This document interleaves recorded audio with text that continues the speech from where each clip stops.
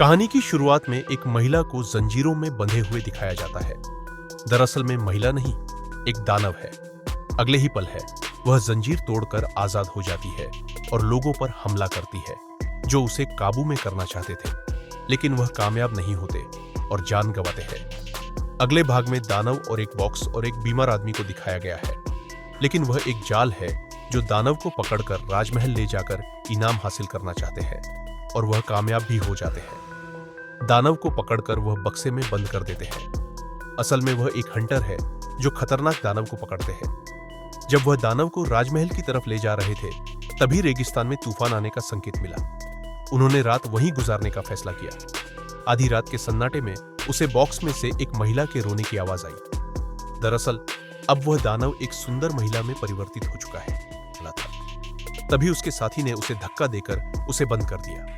बचे हुए साथी आगे बढ़ते हुए राजमहल की तरफ चल दिए। काफी समय एक साथ बंद रहकर वह एक दूसरे के प्रति आकर्षित हो गए। अगले ही पल उसके साथियों को दिखाया जाता है। वह एक छोटे पिंजरे को देख रहे थे। वह पिंजरा हवा में उड़ रहा था। अगले ही पल में सोने का बना कछुआ जीवित होकर हवा में होने लगता है। अचानक ही उसमें से जंजीर निकलती है और सबको जाकर बांध देते हैं। उसी क्षण वह खूबसूरत महिला जो दानव रूपी है, इवान से कुछ कहती है और जंजीरों को तोड़कर दानव रूप में वहां से भाग जाती है। जैसे तैसे हुए सभी भी आजाद होकर उसे जगह से निकालकर भागने लगते हैं। अगले ही पल एक आदमी को दिखाया गया है। दरअसल वह एक साइंटिस्ट है। जो आगे दिखाया जाता है कि कछुआ एक महिला को हवा में उड़ा रहा है। वह महिला को नीचे फेंक देता है। जमीन पर गिरते ही महिला देखी है कि अब उसका शरीर एक बूढ़ी औरत में परिवर्तित हो गए हैं। इस समय इवान ने अपनी बंधी हुई जंजीरों से कछुए को जान लगाकर जमीन पर पटक दिया। कछुआ शरीर टुकड़ों में बिखर गया। अचानक उसे नीला पदार्थ बहने लगा। यह वही पदार्थ है जिसने उसे जीवित किया था।